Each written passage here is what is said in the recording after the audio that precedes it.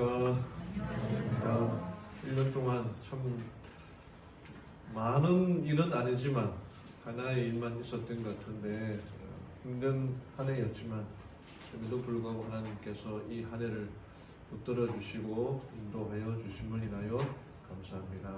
오늘 오신 우리 성도님들 진심으로 환영하고 하나님께서 주시는 축복과 은혜를 나누는 귀한 시간 되기를 바랍니다. 하나님의 말씀 누가복음 22장 19절에 있는 말씀 보겠습니다.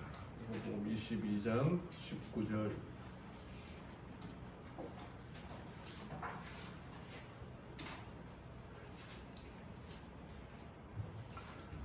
신약성경 135쪽입니다.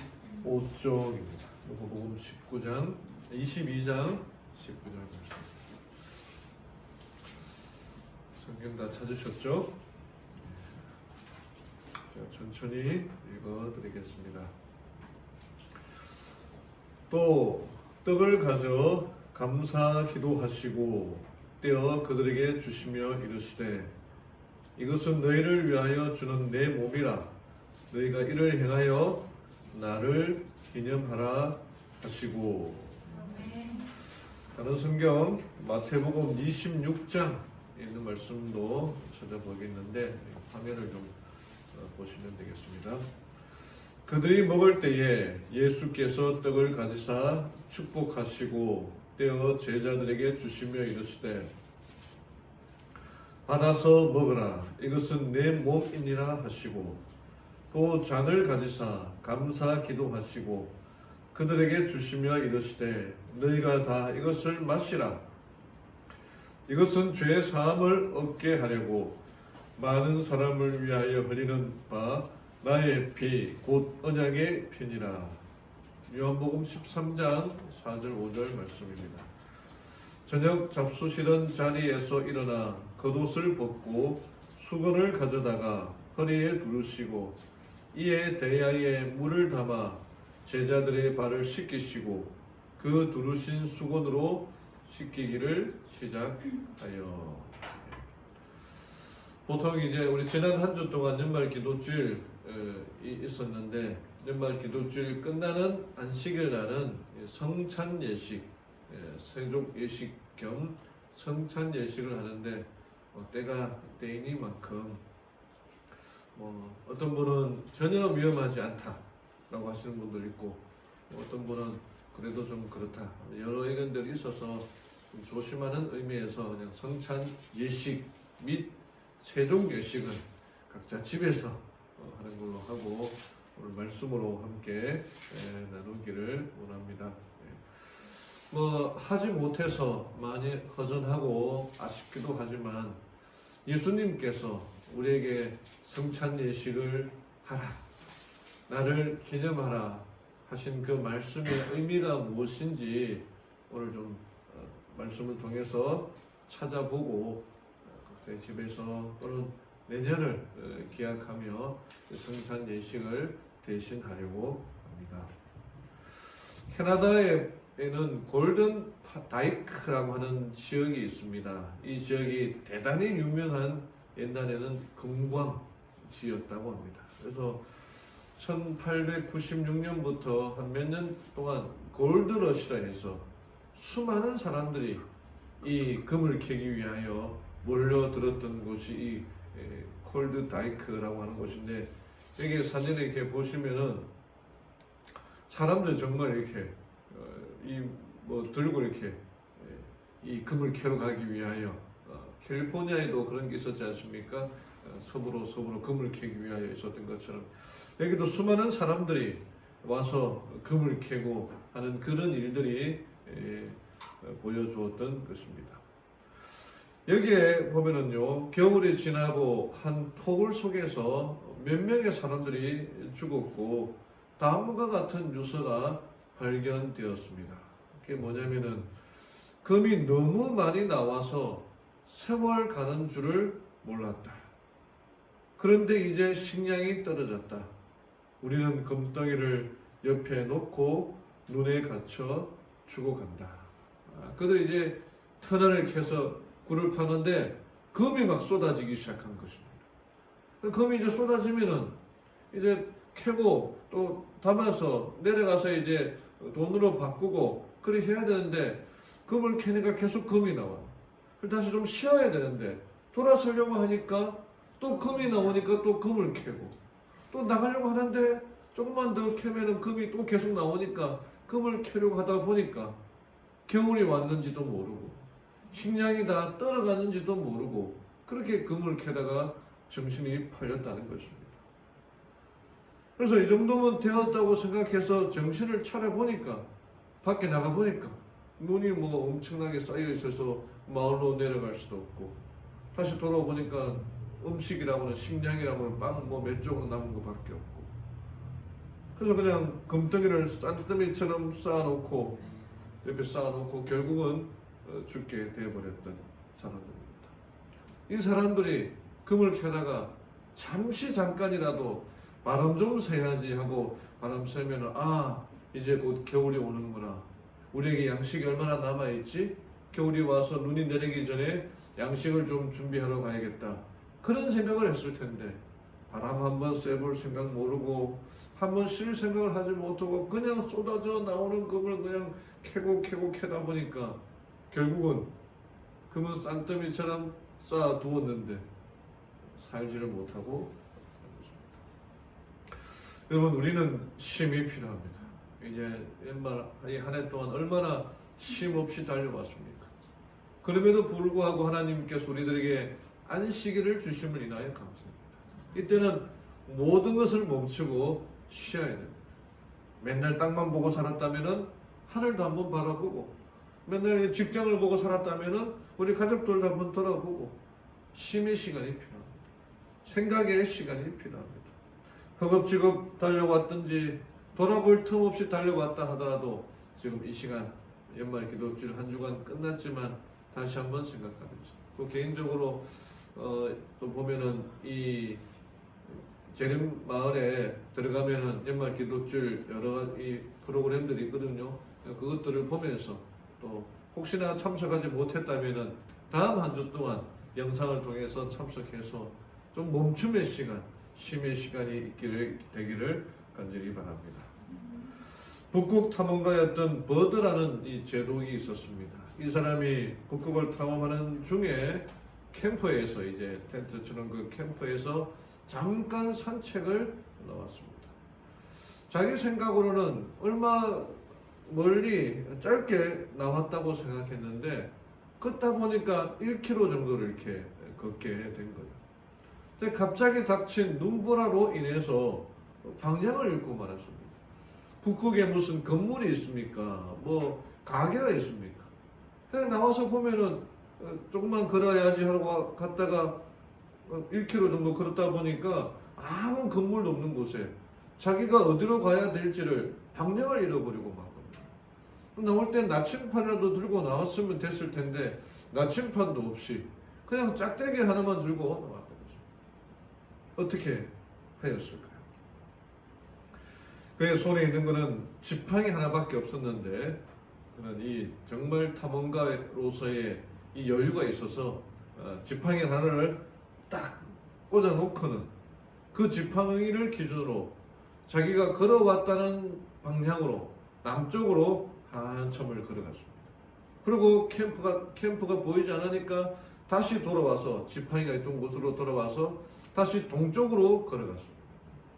자기가 그런 만큼 가도 이 캠프가 보이지 않으니까 다시 돌아와서 이번에는 서쪽으로 없으면은 다시 북쪽으로 이렇게 걸어왔는데 그러다가 결국 그는 캠프를 찾아 무사히 돌아오게 되었습니다.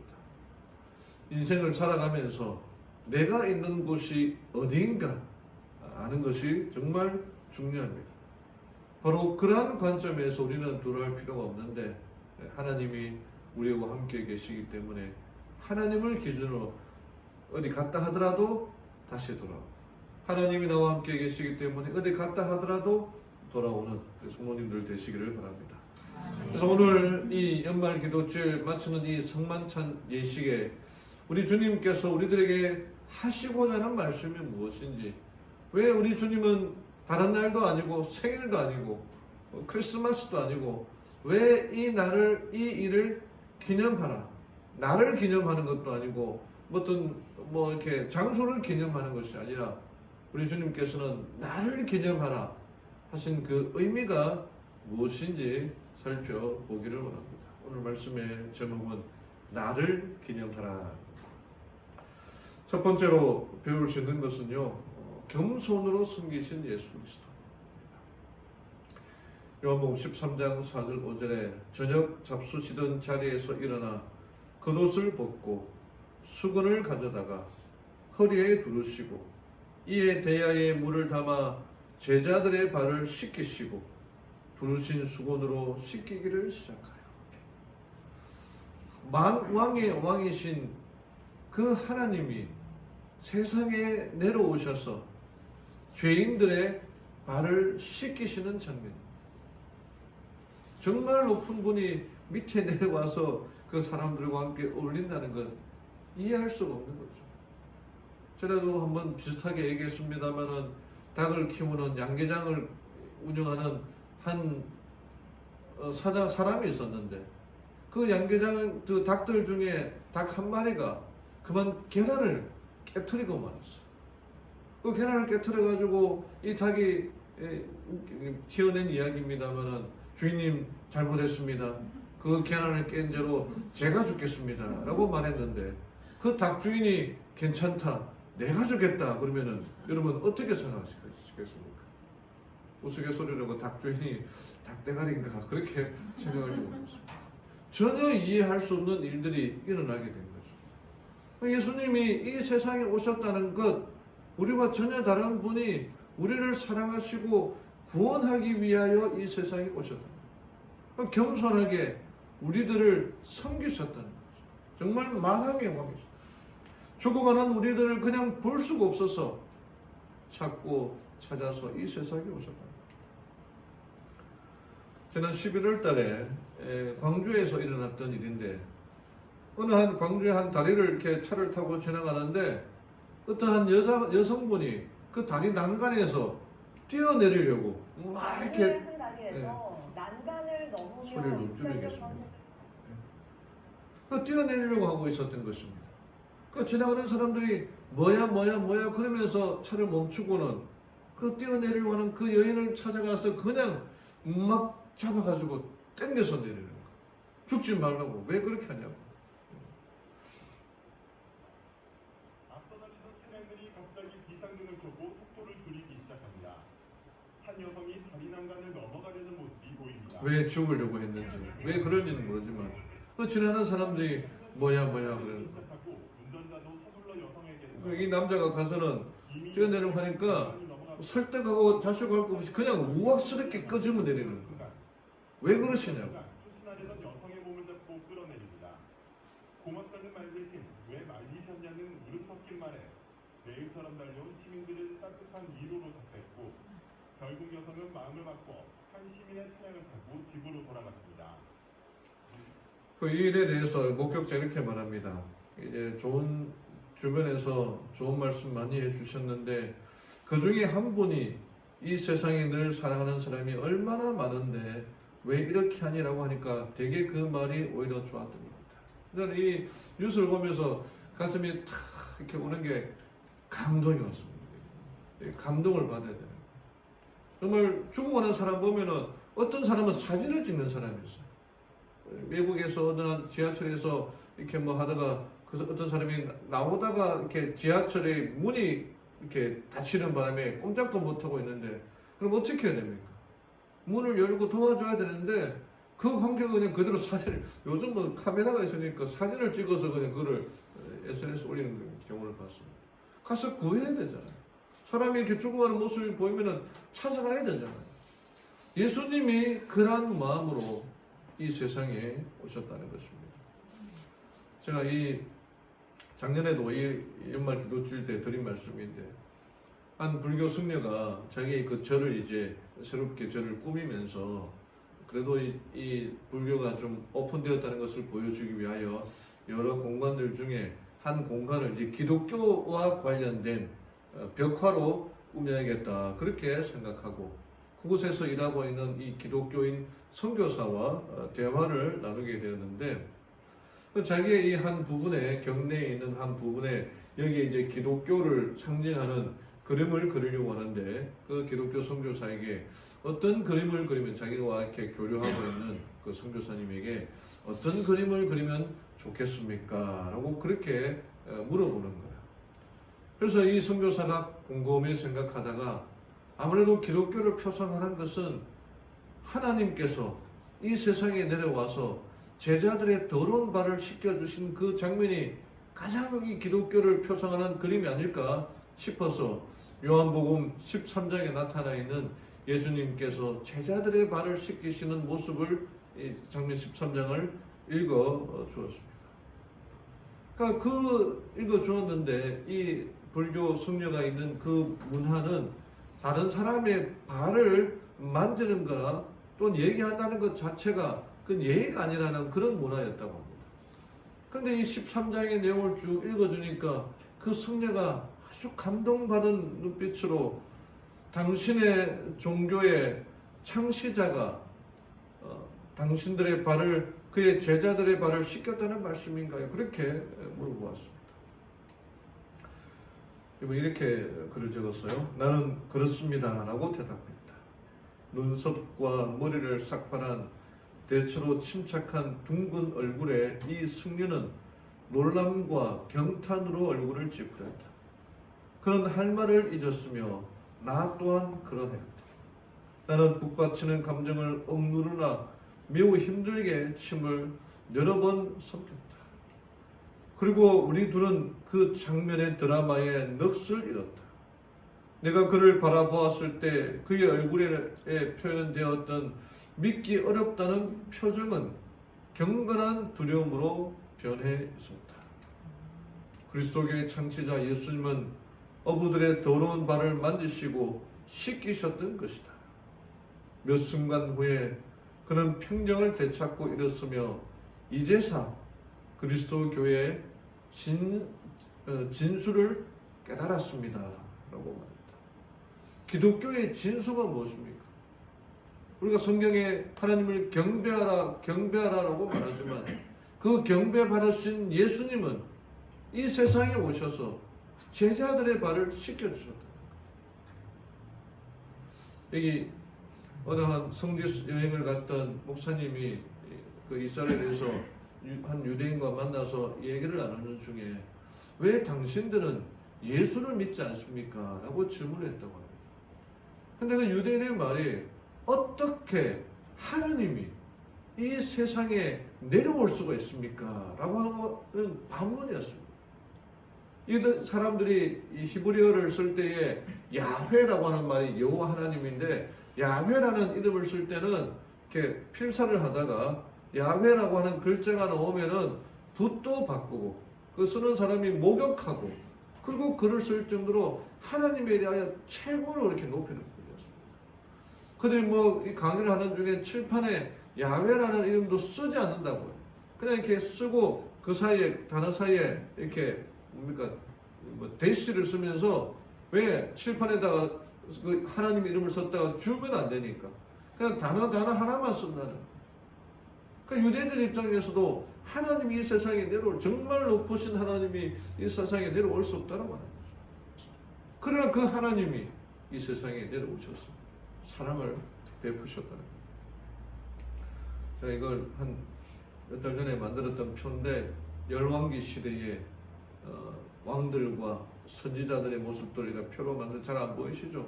근데 제가 이걸 보면서 이 표를 만들면서 참 감동을 받았던 게 정말 하나님은 이스라엘 백성들을 사랑하시는구나. 여기에 뭐 남방 유다는 그래도 선한 왕들이 몇 명 있었지만 북방 이스라엘에는 선한 왕들이 하나도 없었습니다. 그럼에도 불구하고 그들에게 선지자를 보내고 하나님의 사랑을 보내고 돌아오라 얼마나 많은 이야기를 했습니까?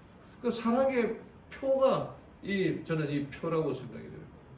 그만큼 이 이스라엘 백성들을 향하여 그 왕들을 통해 선지자를 통해 하셨던 그 사랑의 모습들이 우리들에게 보여주고 있는 것입니다. 최근에 우리 재림교회에 출판된 두 권의 책이 있습니다. 한 권에 제가 소개해드렸는데 첫 번째는 김명호 목사님이 쓰신 내가 깨달은 성경 진리 상하권이고 또 하나는 박영호 은퇴 목사님이 쓰신 다시스로 가는 배라는 책입니다. 아주 대조적이에요. 하나는 성경에 나타난 하나님의 사랑을 묘사하는 반면에 또 한 권은 예수님의 사랑을 아주 오해하고 곡해하는 것입니다. 이 책에 대해서 재림반에서 이렇게 얘기하고 있는데 오직 성경으로 성경을 해석한다. 철저하게 그 성경 그 자체에 기반을 두고 설명합니다. 우리가 믿는 신앙의 이유를 성경적으로 풀어요. 12월 27일 일요일 날 영남 앞에 동계신학이 있는데 올해는 동계신학을 이렇게 모여서 하는 게 아니라 온라인으로 하는데 교재 등록비가 3만 원인데 그 3만 원이 책값이에요. 이 책이 두 권인데 좀 두껍습니다. 두 권을 읽었습니다만은 이 교재를 보고 공부를 하는 거예요. 그래서 오늘 우리 직원회 때 지난주는 못했습니다만은 이 책을 구입한다 그러면은 절반을 이 교회에서 지원하는 걸로 이렇게 결의하려고 하거든요. 여러분들 꼭 좀 사셔가지고 온라인으로 이제 스마트폰으로 그걸 보면서 공부를 할 수 있습니다. 좀 구입하셔서 하나님의 사랑이 얼마나 큰지를 알아야 됩니다. 공부해야 됩니다. 그에 비해서 이거는 우리 교리를 성경적으로 다른 어디서 누가 그랬고 설명하는 게 아니라 성경이 어떻게 설명하느냐를 나타나는 책입니다. 그에 비해서 박영호 은퇴 목사님 지난번에도 많이 얘기했는데 이분이 조사 심판을 부정하는 책을 폈어요. 다시스로 가는 배라고 제목을 지으면서 우리 교회가 지금 엉뚱한 데로 가고 있다.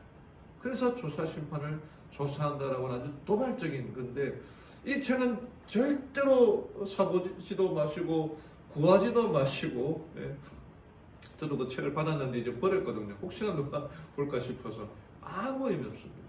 거기 나타나는 그 성경들이 쭉 남아 있는데 제가 처음에 좀 보다가 아니 어떻게 성경을 이렇게 해석할 수 있는가 싶어서 그냥 적고만 아무 볼 의미가 없어요. 앞에 설명했던 그 내가 깨달은 성경들이 그 책을 꼭 구입하십시오. 이 책은 절대로 보지 마십시오. 조사 심판을 부인합니다. 하나님이 조사 심판을 부인한다는 자체가 하나님의 사랑을 왜곡한다는 것, 곡해한다는 것, 엉뚱하게 설명하는 것입니다. 하늘에 내려온 그 예수님, 우리를 위하여 목숨을 버리셨던 그 예수님을 사랑의 하나님으로 묘사하는 게 아니라 정말 무서운 하나님으로, 의미 없는 분으로 묘사해요. 사랑이 사라지고 있는 것을 얘기하고 있는 거예요. 사랑하는 우리 성도 여러분, 예수님은 겸손의 마음으로 우리의 발을 씻기시기 위하여 오십니다. 우리의 발을 씻기신 그분이 우리를 지옥에 던져넣겠습니다. 지옥불에 태우겠습니다. 그 사랑에 반응하며 받아들이는 우리 성도님들 되기를 간절히 바랍니다. 두 번째는 그 언약의 피를 기념하라.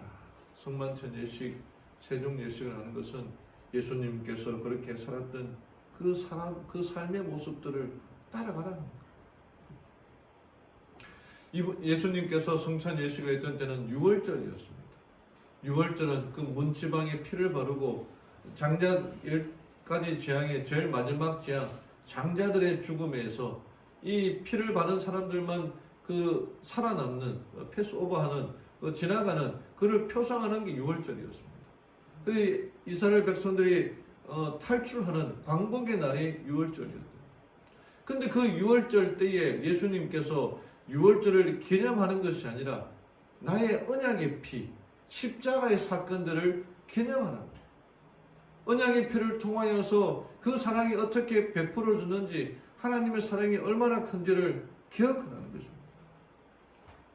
마태복음 26장에 그들이 먹을 때 예수께서 떡을 가지사 축복하시고 떼어 제자들에게 주시며 이르시되 받아서 먹어라, 이것은 내 몸이니라 하시고, 또 잔을 가지사 감사 기도하시고 그들에게 주시며 이르시되 너희가 다 이것을 마시라, 이것은 죄 사함을 얻게 하려고 많은 사람을 위하여 흘리는 바 나의 피, 곧 언약의 피니라. 그 언약의 피를 통해서 기념하라고 말씀하십니다. 제가 이 말씀들 여러 번 얘기했는데 우리 예식할 때에 포도즙과 빵을 준비하잖아요. 근데 그 포도즙과 빵을 어떻게 준비합니까? 넉넉하게 준비합니까? 딱 맞게 준비합니까? 부족하게 준비합니까? 넉넉하게 준비해요. 그 넉넉하게 준비하는 그 포도즙과 빵이 남으면 어떻게 됩니까? 예? 수석 집사님이 가져가십니까? 가져가 집에서 냉장고에 넣고 마셔요? 어떻게 하라고 되어 있습니까? 땅에 묻어 버리라 하고 왜 그렇게 합니까? 하나님 이 예식은 가장 좋은 것들은 조심스럽게 묻어버리는 거예요. 데워버리는 거예요. 이게 버리는 거예요. 왜 그렇게 되겠습니까? 그것은 하나님의 사랑이 풍성하기 때문에. 우리 은서야 여기 이게 좀 스피커를 썼으면 좋겠다. 왜? 하나님의 사랑이 넘쳐야 되기 때문에. 차고 넘쳐야 되는 겁니다. 비록 그것이 버린다 하더라도 하나님의 사랑은 넉넉하고 여유가 있어야 된다. 이게 우리 하나님께서 우리들에게 보여주신 것입니다. 누구는 누구에게만 사랑하는 것이 아니라 누구와 상관없이 모두에게 그 사랑을 보여주시는 게 예수 그리스도의 사랑이라는 겁니다. 그래서 쉐런 케고르는 이렇게 말했습니다. 인생은 40부터가 아니다. 인생은 20부터도 아니다. 인생은 어디부터다? 십자가로부터. 왜? 십자가를 깨달아야지 그의 삶이 달라지기 때문입니다. 그의 부인은 이렇게 말합니다. 그의 사랑과 그의 은혜가 우리의 생애에 소화되어야 된다. 예수님의 사랑, 예수님의 생애가 우리 삶에 어떻게 소화되어야 됩니까? 어떻게 동화되어야 됩니까? 이 마지막 부분에 말씀드리겠습니다. 지난 시간에도 이 책 잠깐 얘기를 해드렸는데요. 이 주기철 목사님의 아들 주광조 장로의 이야기. 이 마지막에 이 자기 아버지가 일제 일본들 군들에 의해 잡혀갈 때에 그 당시에 이제 13살이었는데 그때 이 아들의 눈으로 본 상황을 유승준이라는 작가가 기록한 책인데 그 아버지가 잡혀갈 때 이렇게 설명하고 있어요. 주광조 장로는 그날의 기억을 떠올리며 눈시울을 붉혔다. 어린 그의 눈에 비친 아버지는 강철 같은 의지를 가진 투사도 물불을 가리지 않고 돌진하는 전사도 아니었다. 연약한 한 인간일 뿐이다.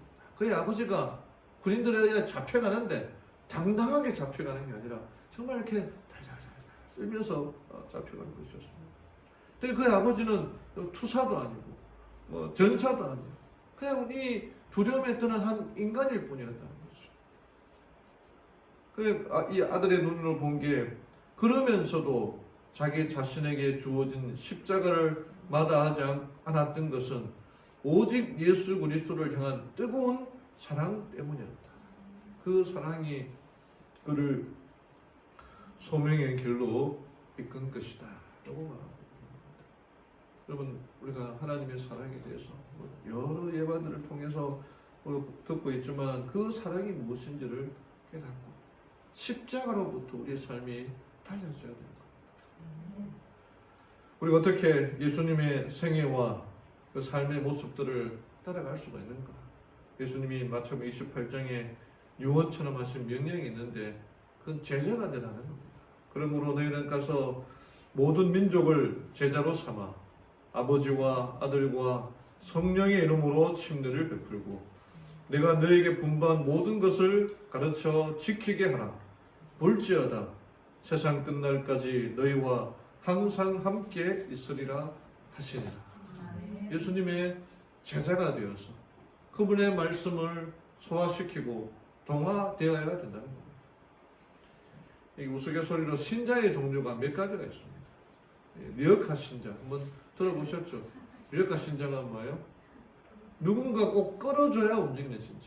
자 갑시다 그러면 따라오고 자 가세요 하면 밀어줘야지 따라오는 신자가 리어카 신자라는 거예요.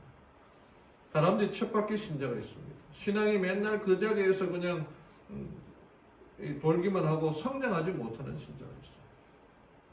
냄비 신자가 있습니다. 설교 들을 때는 충만하고 은혜를 받는데 교회 문 밖에 나가면 식어버리는 신자. 어떤 분이 간증하기를 재림 연수원에 있을 때는 뜨거웠는데 또 오니까 좀 식어졌다. 그분은 아니겠죠, 그죠? 미꾸라지 신자가 있어요. 교회에 무슨 일만 생기면 미꾸라지처럼 빠져나갔다가 해결되면 나타나는 신자가 있다. 박쥐 신자가 있다고 합니다. 교회 안에서는 신자, 세상에 나가면 세상 사람. 당나귀 신자, 말씀에 대한 기가 높아서 설교 본문만 보면 서론, 본론, 결론까지 내고 은혜는 하나도 못 받는 신자. 오토바이 신자, 쓸데없는데 일이 많은 신자. 여기 갔다 저리 갔다 오토바이도 당당당 그런 사람이지 않습니까? 염소 신자, 1년 내내 남을 들이받는 신자.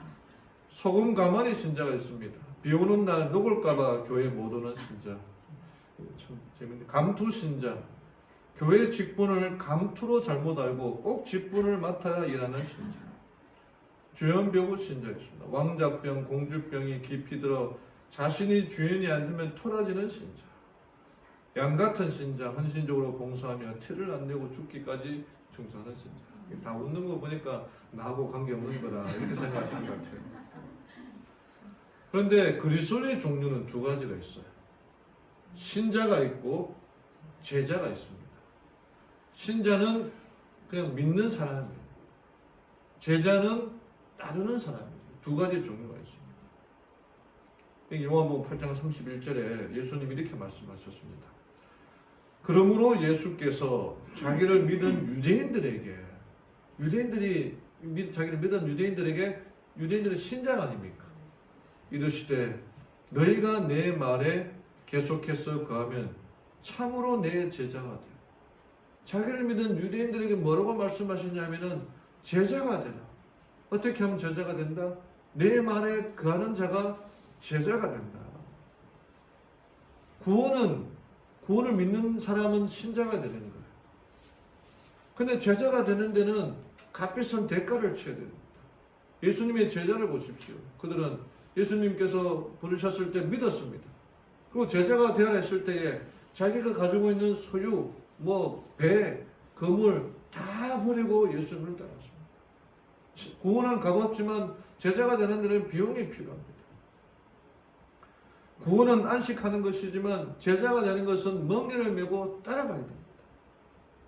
화이프는 뭐라고 말하냐면은 우리는 군대에 속한 병사처럼 활동해야 한다. 군인처럼 제자가 된다는 건 군인이 되어야 된다는 거죠. 우리는 대일에서 벗어나서는 안 되며 독립적으로 일을 시작하여도 안 된다. 군대와 같은 그런 조직된 제자들이 필요하다는 겁니다. 이 가짜 사나이라고 하는 이 프로가 있습니다. 하도 유명해서 저도 이제 유튜브에 한번 보게 되는데 이 프로그램에 이렇게 사람들이 이제 와서 그 과정을 이수해야 되는데 제가 그걸 보면서 어떻게 진짜 참 훈련을 아주 어렵게 하는구나 그런 생각을 합니다. 우리 아들 얘기해서 죄송합니다. 우리 아들이 해병대 간다고 그러고 있거든요. 저희 이 외삼촌이 해병대를 나가가지고 나도 해병대 가겠다고 그랬는데 해병대도 특수부대인데 이력이 가라 무사트 가라 그러니까 그 너무 어려워서 못 가겠다고 그러는데 제가 이 보면서 군인이 되는 것과 제자가 되는 것을 좀 비교해 보았습니다. 첫 번째가 뭐냐면은 이 가짜 사나이는 훈련 받는 과정을 보니까 어떻게든지 떨어뜨리려고 해요. 막 욕을 하고 막 인격적으로 모욕을 하고 그 다음에 더 힘들게 하고 막 그렇게 하는 거예요. 떨어뜨리려고 합니다. 근데 우리 제자 훈련은 어떻게 해야 됩니까? 어떻게든지 함께 가야 되는 거예요. 이게 좀 틀린 건데 어떻게든 가야 되는 거예요. 제자가 되어야 되는 거죠. 두 번째는 복종을 강조해요. 얘기를 하면은 대답을 악 그러더라고요. 너무 이렇게 미성선적인데 뭘 하라고 하면은 해야 됩니다. 변명이 필요 없어요. 핑계를 댈 수가 없어요. 변명하고 핑계대면 그냥 나가라고 그러는 거예요. 우리 교회도 어떻습니까? 순종. 키에 못이 박혀도 들어야 게 순종입니다. 이게 이렇게 하면 이렇게 해야 되고 저렇게 하면 저렇게 해야 되고 배워야 되는 게 순종이에요. 그 다음에 이 가짜 사나이는 체력이 매우 중요하나 멘탈이 체력을 지배한다 이렇게 가르치더라고요. 체력이 굉장히 중요하다. 체력이 딸리면은 막 퍼지고 낙오하게 되잖아요. 근데 낙오한다는 그것도 멘탈이 이 체력을, 정신력이 체력을 지배한다는 거예요. 또 우리 교회 제자훈련은 어떻습니까? 체력이 매우 중요합니다. 우리가 이렇게 건강한 몸으로 이끌어야 되지만 우리의 멘탈은 성령의 인도하심을 따라가야 돼요. 우리가 제자가 되지 않으면은 멘탈 자체도 흔들리게 되면서 조금만 그 흔들림의 시대가 오면은 떨어져 나가게 됩니다. 우리 교회에 지금 제자 훈련 과정이 있습니다. 이분들이 빨리 과정을 마치고 다른 제자들을 빨리 받아야 됩니다. 그러면서 같이 훈련을 해 나가야 됩니다. 신자에서, 그 신자 여러 종류들의 신자에서만 살아가는 것이 아니라 제자가 되어서 제자답게 살아가야 됩니다. 여기 이렇게 기록되어 있습니다. 거짓 이론이 소개됨으로 흔들림이 이르러 올 때, 이제 마지막에 점점 흔들림의 시대입니다. 아무데도 닻을 내리지 못한 이 피상적인 독자들은 이리저리 날리는 모래와 같을 것이다. 그러니까 신자에서 제자가 되게, 여기서 뭐라 그러고 따라가고 저기서 뭐라 그러면 따라가는 그런 그게 아니라 제자가 되어서 하나님의 말씀을 붙들고 살아가야 됩니다. 그 말씀이 내 삶 속에서 동화되기 위하여 훈련을 해야 됩니다. 어떤 사람들은 흔들림을 받아 정무에서 이탈하였다.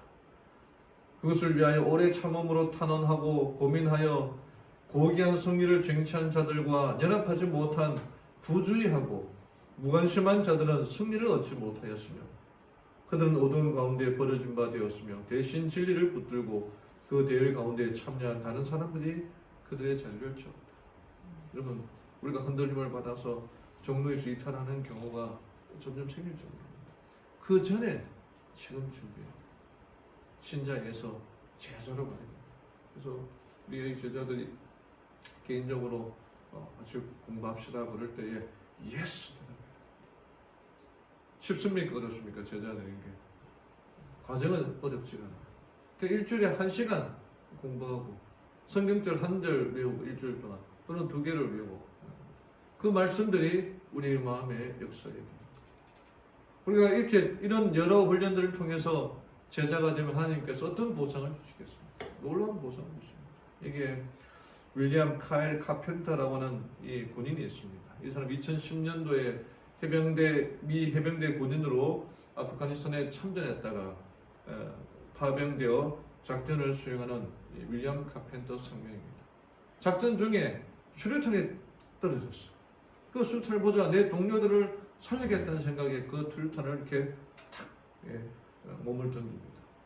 그리고 그 수류탄이 터지면서 자기 온몸에 수류탄이 박히게 되었지만 가까스로 목숨을 구하게 됩니다. 그러나 그의 두개골, 턱뼈, 턱 한쪽이 망가지고 오른쪽 폐도 다 어스러지고 팔도 중상을 입고 오른쪽 눈을 입고 그가 병원에 도착했을 때는 심정지 상태였습니다. 그 죽음의 문턱을 오가는 그 생사의 갈림길에서 이 윌리엄 상병을 살려내기 위하여 수많은 군의관들이 필사적으로 고군분투하게 됐는데 다행히 이 윌리엄은 의식을 갖게 되었고 그 후 2년간 40번이 넘는 대수술을 받아야 했습니다. 그리고 그는 마침내 살아남게 되었는데 이 사람에게 명예훈장이 수여됩니다. 이 살아나온 이 전장에서 살아온 군인에게 미국 정부는 군인에게 줄 수 있는 최고의 훈장이 명예훈장이라고 합니다. 이 명예훈장은 살아서 받는 사람보다 죽어서 받는 사람들이 더 많을 정도로 정말 목숨을 죽었다 생각하고 해야지 받는 훈장이다. 근데 이 명예훈장을 받은 군인에게는 엄청나게 많은 혜택이 주어집니다. 몇 가지를 좀 줄이면요. 계급에 상관없이 먼저 교수 경륜한다. 그 사람이 있다 그러면 대통령이든 참모총장이든 국방부 장관이든 보면은 먼저 교수 경륜을 하는 그런 이 반화가 있다는 겁니다. 두 번째가 그 이름이 명예의 전당에 영원히 기록됐다. 명예의 전당이라고 하는 그 자기 이름이 새겨지는 거죠. 세 번째가 다른 혜택 유무와 상관없이 매월 150만 원의 연금을 받습니다. 퇴직금도 10%더 보너스해서 받고 하여튼 이렇게 임무를 받았습니다. 그런 의료 혜택을 평생 무료로 받을 수 있어요. 이 미국에는 의료가 사실 좀 사각지대거든요. 근데 그가 일하든 일하지 않든 간에 그 의료 혜택을 받을 수 있으며, 만약에 이 훈장을 받은 자녀가 사관학교에 진학을 한다면은 정원 외로 다 100% 입학할 수가 있습니다. 그가 만약 외국에 나간다면 현재 미 대사관이나 영사관의 지원을 받을 수가 있어요. 그 다음에 특정 상황에서 미 공군 그 비행기를 이용할 수가 있어요. 받고 싶은가 보죠. 국가의 모든 공식적인 자리에 초청받으며 기민석에 앉습니다. 또 특별 자동차 번호판이 지급되어서 아, 저 사람은 명예훈장을 받은 사람이구나. 그래서 시민들이 다 알아볼 수 있습니다. 수여자가 공공장소나 공공기관을 방문하면 방송으로 그 사실을, 여기 만약에 그런 훈장 받은 사람이 온다면은 누가 훈장을 받았습니다.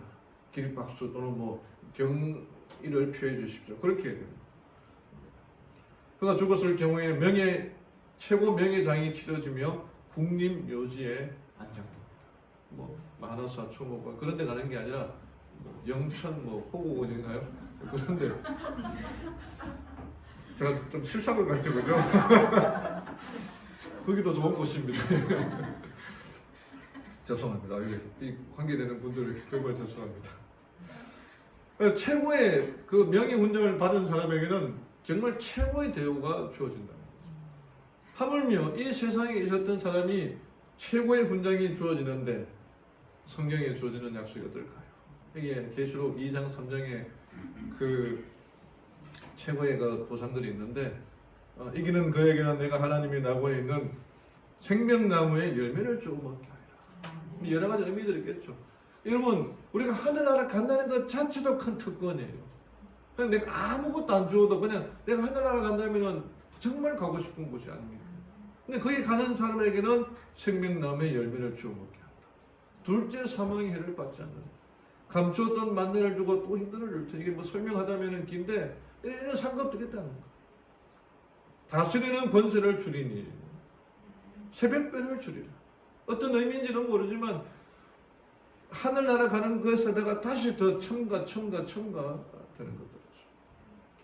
흰 옷을 입을 것이요 내가 그 이름을 생명책에서 결코 지우지 아니하고 그 이름을 내 아버지 앞과 그의 천사들 앞에 쏘시리라. 명예의 헌당에 이름이 새겨질 뿐 아니라 우리 하나님께서도 그 이름을 시인한다. 그 천사들 앞에서 시인한다. 내 하나님 성전의 기둥이 되게 하리라.